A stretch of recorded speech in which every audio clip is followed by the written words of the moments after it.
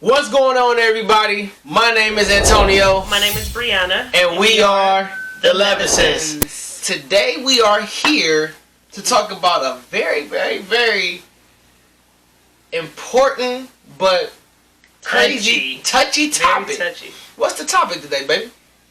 Can you be in a successful relationship Or get married with the opposite, how can I put that? Can you marry someone when the spouse and the family is beefing?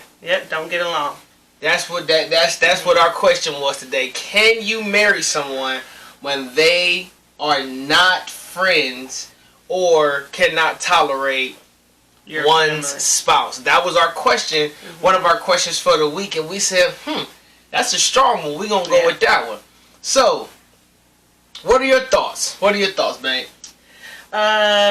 Me personally, so it all depends. Like, I have a very strong relationship with my mom. I had one with my father before he passed. I had one with my sisters, my siblings. Like, we have a strong bond. And if you can't get along with my close family, like, they love everybody. Probably not my older sister, you know. She always been able to read a book. But I think if it's your close-knit family, like whoever you feel like is your person or your people, and my spouse couldn't get along, I would say no. What can possibly be the reason why you guys can't get along? It's all about communication. If you guys don't have communication and can't be cordial and beefing is two different things. Like, not being in the same room. Like, I personally would say no, I can't get married to someone that is beefing with my family. Now, what do you say in the case of just parents or moms or family members, like sisters, cousins, moms, brothers, that just don't want that person to move on with certain somebody that's like, oh, you not about to date my cousin. I don't have a reason. That's petty. That's not a good. I said it has to be a good reason. But we're not talking about you. Yeah, I know. We talking about just in general. Yeah, like that's petty. Can that work? Can that relationship work? I mean, I feel like it depends on that person, that relative, their relationship to that like you and Tania relationship. When we first got together, I could not have seen us work out if me and Tania did not get along. If something happened between, like, the spouse and the family member over here, and the spouse just doesn't want to dissolve it because they just feel like they're not obligated to, but they still want to marry this person. They want to be in this relationship with this person. They have a child together. They love each other. They want to be in a relationship, but the spouse just can't find any type of remorse or any type of anything on the inside to come and sit down and just have a conversation. Right. Not even forgive and forget or move on. They don't even want to have the conversation. How do you, as the person, navigate through that? Because, first of all, it all comes into communication. We have to sit down and we have to figure out, why is it such bad tension? What led to us even getting here? Why did we even get this far? Especially if my sibling, like, if I'm so passionate about my sibling, out of respect, that, like, in order to go into a marriage, you have to have some type of level to your circle. Like, your circle doesn't always have to be your mom, your dad, your sister, your brother. It can be your cousin. It can be your very best friend. But, like, going into a marriage, you have to have that conversation. Like, okay, these are my people. These are my people in my pie. This is my circle. You know what I'm saying? Like, right. And at some point, we have to have the conversation. Like, okay, I know you don't want to be around them, but this is my brother, and I want my child, because you said they got a child, right? I want my child to get to know my family. Correct. Because and I will also be like, okay, let's put it in your shoes. Let's switch it up. What if I put you in that same predicament that you were putting me in? Mm-hmm. What if I said I didn't want you around my mother and my father? Because, like, I don't want to be around your mother and your father. Okay, this is another one. This is to give reference to the situation. Mm-hmm. What if the person has already had a run-in with the mother or the father, and now the person doesn't like the brother? Who doesn't like the brother? So the parents don't like the girl. The person had already had a run-in with mom and dad. Now they don't like brother. Okay. Where are we? How do we keep navigating around around our family? That becomes like more of a narcissist situation, because now you're trying to take control of, like, especially if my mom, my dad, my sister, my brother, and my cousin, these are this is my people. Yeah. And now all of a sudden 3 out of the 6 people you don't want to be around or have a conversation with, now you're trying to separate me from my family. So, alright. That's controlling. Alright, so how is that person supposed to feel, adjust, move, because I feel like at some point in time, you as a person have to really, like, say, alright, you're not going to put full control over this relationship. Mm-hmm. If it's me and you're not the only person with a say so. Right. You're not the only person with an opinion, and you're not the only person that has feelings and emotions. Mm-hmm. So, if we're going to move forward in this relationship, you have to give a little if you want to receive some. Yep. Family, look, family is everything. So what's the advice for somebody that can't have that conversation? You need to, whoever it is, you need to take a step back, and you need to put your foot down, and you need to have that grown-up conversation. If you really want to get married and this is on your mind, this is like, it's eating at you, something that is a red flag. At least to me. There's variables to it. That's one thing that's one big thing. Being comfortable. Mm-hmm. Being comfortable, not only around your spouse, but you had to learn how to be comfortable. What's up, Ma Pandra? Question. Okay. What's your question? What's up, Ma? While she typing her question. You can't just be you as a spouse, or your spouse just can't be comfortable around you and your kids. Your spouse has to be comfortable around the people that your pod. Your pod. You say it. I like what you say. Your pod. Your pod. Mm-hmm. So, because we don't have circles, we got pod. But at the same time, in saying that, you as a spouse have to be reasonable. Mm-hmm. You can't expect your person, whoever you're marrying or in a relationship with, to give up everybody for you. Mm-hmm. That is not imaginable. Right. And it won't work. That should not be an expectation. If you're a person that expects someone that loves you to say, oh, I'm about to give up, you gotta stop spending all your time with them. I need time. Yeah, it is. It's 79 of us. It's more than 79 of us. If you as a person, feel like that's your love, or whoever's in your life needs to spend every waking moment with you, or whenever they're doing, or whenever you want to do something, they need to drop what they're doing with their friends and family, then you're going to find it hard to find a lasting love, because that gets annoying. Well, not even that though. When you become one in a relationship, it should not be about dropping family. It should be about gaining. No, it should be about gaining family. No, it's not the same thing. It's to be about gaining more family and becoming bigger and everybody being one. Right. Like, yes, you should drop all your ex-girlfriends, ex-boyfriends, yes, that, but not friends. Like, it shouldn't be, oh, in order for us to be married, you need to stop being best friends with all the single people and all. Just goes back to what we talked about last year with friends. Last week. With friends and marriages.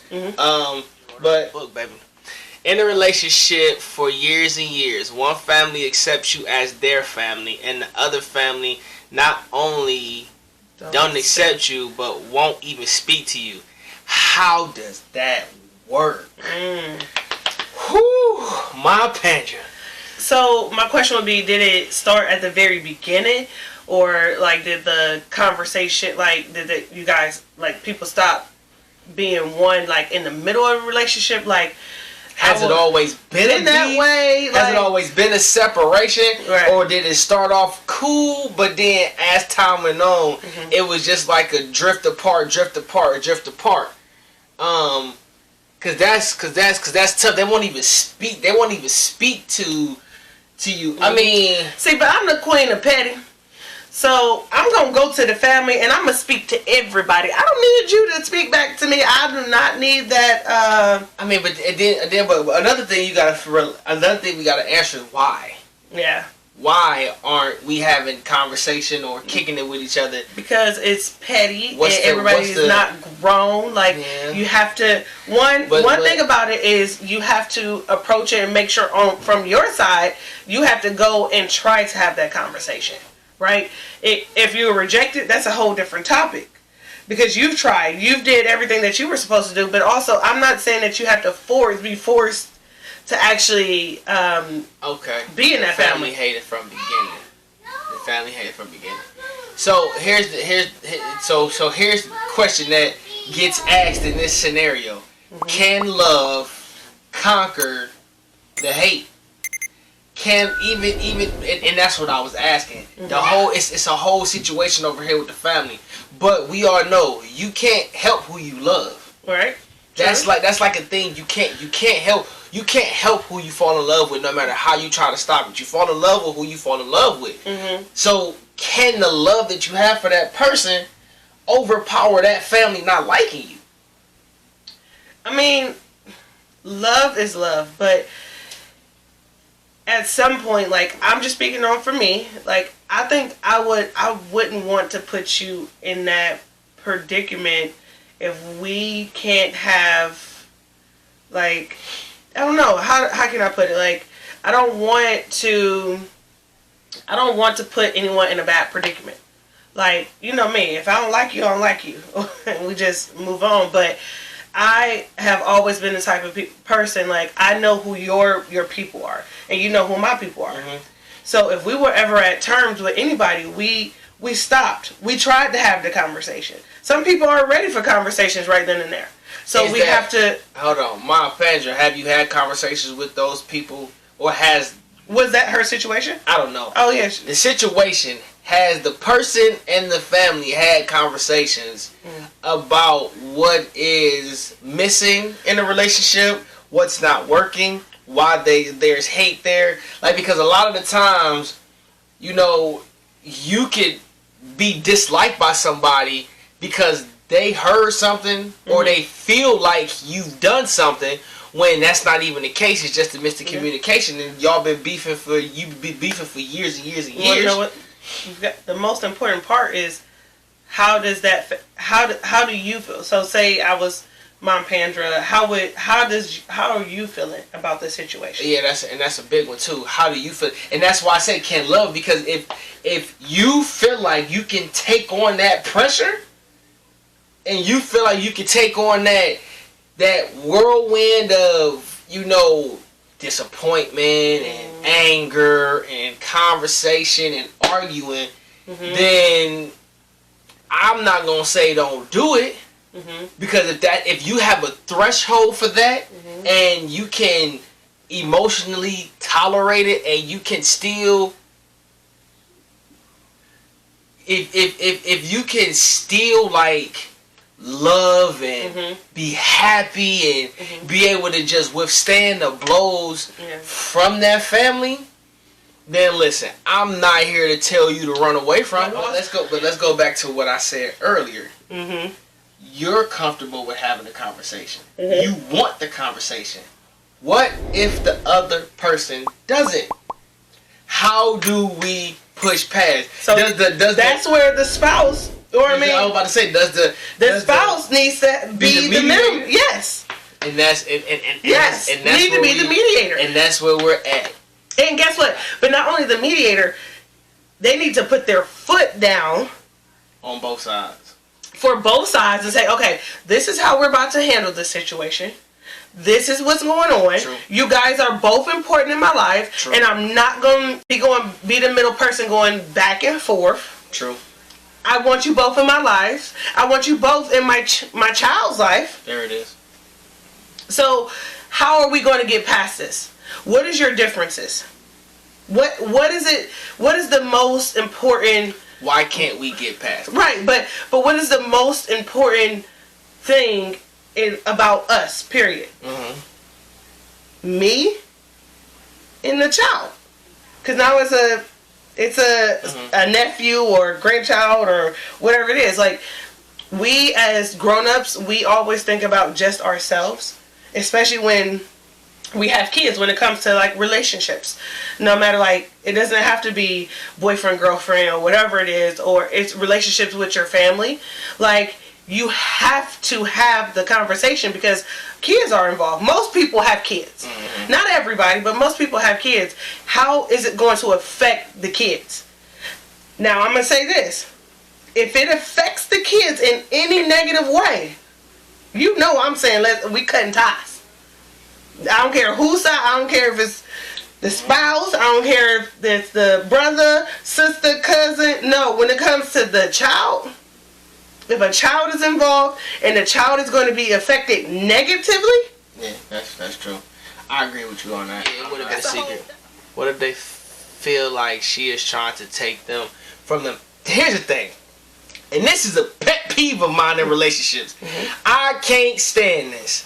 That is a pet peeve. The question is, you drank the whole bottle. Whatever. The question is, what if they feel like she is trying to take him from them? People, if you don't hear nothing else I say tonight, hear this. Everybody grows up. Most people find love from people that are not their family member.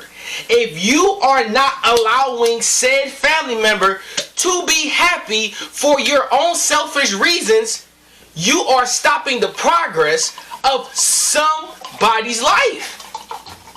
How are you going to tell someone that they can't love because you don't want to lose them, but you are here loving everybody else? Does that make sense? No. See, that's the problem with society in 2021. Everybody's selfish. Everybody's selfish. It doesn't matter what it is. Everybody's selfish because everybody's agenda is the only agenda that matters. If you can't let someone go and let them love someone else, then one, you have issues beyond just regular life. You have emotional issues that's beyond you loving someone else. You are dealing with something hard pressed in your life that was pre whatever the relationship is, that is not letting you let that person go. And you not dealing with that anger, that hurt, that frustration is making someone else unhappy. Come on. It could be intentional. It could be unintentional. But here's the thing. You have to find out where the pain is, where the hurt is. Because if you can't find out why you're hurting, you're going to continue to hurt. Okay. The expression hurt people is real. And you hurting on the inside is keeping somebody else from being happy, which in turn is hurting somebody. Yes. That's not. People look at it as a loss. Exactly, and that's the selfishness of people, Jermaine. That's the selfishness of people in 2021 society. Why you say his government like that though? Because I'm not in the military no more, so I can call him Jermaine now. No, that's the and it's on his Facebook page. I know. That's the problem with 2021 society. Nobody looks at the gains. I just had this conversation yesterday when I was at the gym. Our society, 3 things sell in our society: selfishness, drama, and sex. Mm-hmm. That's what sells in today's society. You either sexy, you got drama, or you selfish. That's what this society has come to. And with society and social media showing that every single day on occasion, everything in our society is built around being self-centered. Taking selfies. That is very self-centered. Because I love me a good selfie. Selfies is self-centered. And social media is self-centered. The news is self-centered. We are in a self-centered society. So when somebody is very self-centered and self-imposed, like they just all about oneself, and then someone comes and take their person out of their lives, they instantly don't like that person. They can have absolutely no reason because they're so self-centered. You have to get out of yourself. That's the problem with people. People don't want to heal. Right. Because especially in the black community, but they don't even know that they don't need healing because they don't want to see the signs. And when they find out they need healing, especially in our black community, it is such a stigma to go get help. I just had this conversation with somebody last week. There is nothing wrong with getting help.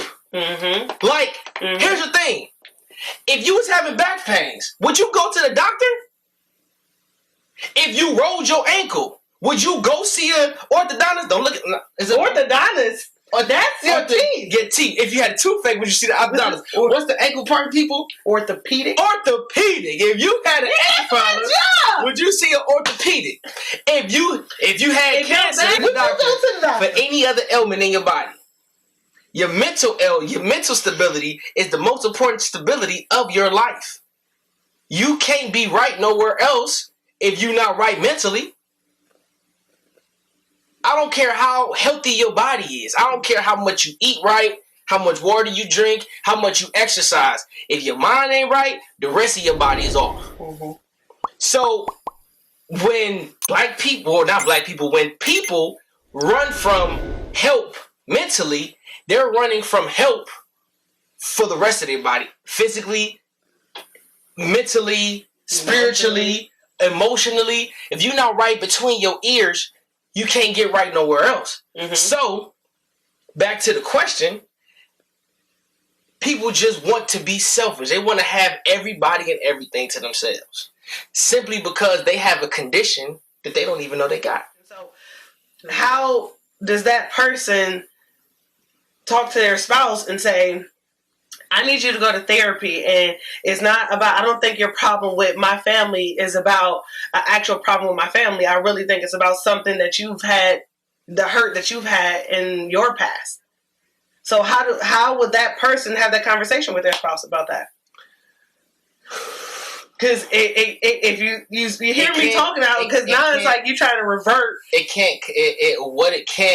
This is about to sound so stupid and so ironic when I say it. But the start of that conversation can't come off negative. Even though it's going to be a negative conversation. It has to come off as positive as you possibly can bring it off. If you're talking to somebody, your spouse, if you're talking to your spouse and you're trying to get them to realize that they have selfish tendencies, you have to talk to them in a well-mannered, positive way. Why sugarcoat it? Be like, no. Don't sugarcoat it. But don't come off like, man, nigga, you selfish. Like, you need to go get help. That's going to start a whole argument that's going to lead to... So, communication. Everything's about communication. Yeah. The world revolves around communication. It's all about communication. If we don't have communication, that's why I said when we had our show about communication, that communication is the single most important part of any relationship. I don't care if it's a marriage. I don't care if it's brother and sister, mother, father, sister, work, playing sports. Communication is the single most important aspect of society. Forget a relationship. society. It's all about communication.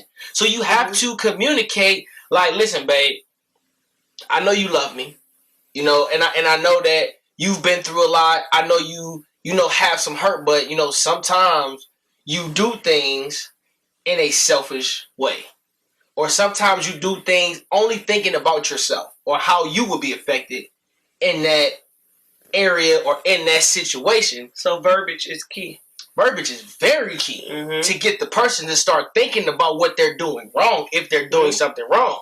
If you say, I don't think that you're a selfish person, but you do selfish things, that person's going to really want to know, what the hell do I do that's selfish? And come with facts. That's one thing about me. If we are having a discussion and you're saying, I'm doing this, I'm doing that, I need facts. Like, I need situations that She always pull that fact card when she knows I'm very, very mad. Like, but that's me. That's just me. Like, you can't call me selfish. I'm just speaking in general. You can't call me selfish if you can't tell me the selfish things that I've done. I need to know what was selfish, and I can tell you, like, I can give you my why if you felt I was being selfish. What if one person in a relationship, sister, for example, think that their brother is like their man, and the sister think that the brother's supposed to drop? So you saying, say for instance, are you saying like Mook thinks I'm supposed to drop everything for her as opposed to drop everything for Brianna? Is that what you're saying, Courtney? Or no. Or Andre feels as though that or Ashley feels like you need to drop everything that you're doing for her. Okay. No. That's weird. No. I mean, okay. You can't do that because you don't sleep with your sister. I don't sleep with Ashley. I don't pay Ashley's bills. I don't change Ashley's tires. Put gas in Ashley. Well, I might put gas in Ashley's car sometime. Sorry, Ashley. I don't take care of Ashley. I don't. Ashley's grown. But Ashley takes care of herself. But what I can say is that he's so petty. Remind Tony that you do have siblings and you are the oldest. So it's certain things that you do need to do for your siblings. That's true. I'm not saying that's true. And it's also a teaching thing. So sis got to learn her place. You get on my nerves. So I think it's important to have that. We need to definitely have boundaries. Also boundaries. Ooh. Also, like you, like so. Say you did. Say Tony was helping pay Ashley bills. You know, taking care of her car maintenance. Like before us. Sorry, Ashley. You are definitely an example. You're definitely so. If he was doing that before we got in a relationship, once we became in a relationship, it's. I don't want to take if that's their bonding. Then let's have that conversation. Like, let's have that conversation about, okay, this is what you're going to do for Ashley, but, like, let's cut it down a little bit, or let's teach her how to do it herself. Yes. That's big right there. So, like, let's teach her how to do it herself. Because at the same time, just using them as an example, their father passed. So, Tony took on that role as not only big brother, but also to show Ashley what a man needs to do for her, because their father passed when Ashley was 9 or 10. 5. I mean 10. About 10. So it was Tony's responsibility to take on like what he needs to do as a man for Ashley. So I think it's important that he still does stuff for his sister. If she calls, like, I expect me and him to have a conversation like, hey, babe, like, Ash is having a bad day. I'm going to go do this for her. Or I'm going to go take her out to eat. Or, babe, I'm going to help her, like, pay some of her bills just so she's not stressed. But not always dropping life for that. sister or for that brother. Because at the end of the day, when we become married, I'm responsible for you. Correct. And vice versa. That goes into communication. It does. Yeah, you're right. It does go into communication. But at the same time, that brother or that sister can't expect you to do that anymore. If you were, it has to, and that goes back to people being selfish.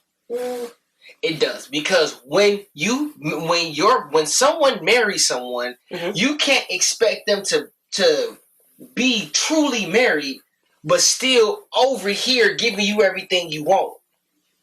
I don't think it's about giving everything I want. That's what she said. What? Who? Court?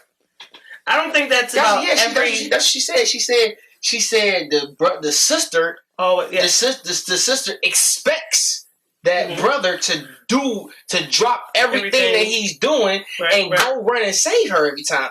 You can't. That's selfish. But I think it ties back into teaching.